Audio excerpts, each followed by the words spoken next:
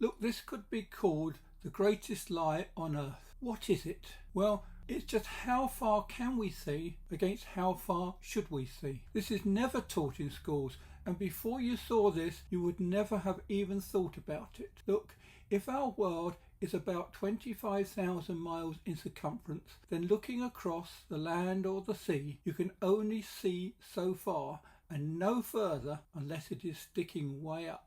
After all, if you're standing on top of a ball or globe, you cannot see the other side underneath you. This statement may seem obvious, but begs the question, well, just how far can you see before you are stopped from seeing any further? It is not a silly question, and at least 200 years ago they knew the answer. Standing at 6 feet eye level, you can see 3 miles before the edge, curve or horizon will physically stop you from seeing any further. Samuel Rowbotham knew all about this in his 1830s experiment and wrote it all up in his Zetetic Astronomy, published in 1881. We knew it then and we know it now.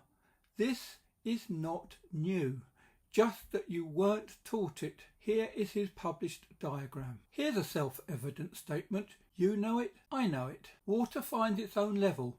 It is level, but we are told it curves around the globe Earth. This means that the sea level must drop by 8 inches in 1 mile, 32 inches in 2 miles and 72 inches or 6 feet in 3 miles. This is shown in Rowbotham's diagram. Or nowadays, 200 years later, we can use the Earth curve calculator. So Samuel Rowbotham decided to test this starting in 1838. He chose the Bedford levels near Ely, East Anglia. The river is a slow-flowing drainage canal running in an uninterrupted straight line for a 6-mile stretch to the northeast towards the village of Welney. It made a perfect location to directly measure the curvature of the Earth. This is a view from the bridge at Welsh's Dam. Though 200 years ago it was a ferry crossing, Rowbotham lived nearby at the time. For his first experiment in 1838, he waded into the water near Ely, 6 miles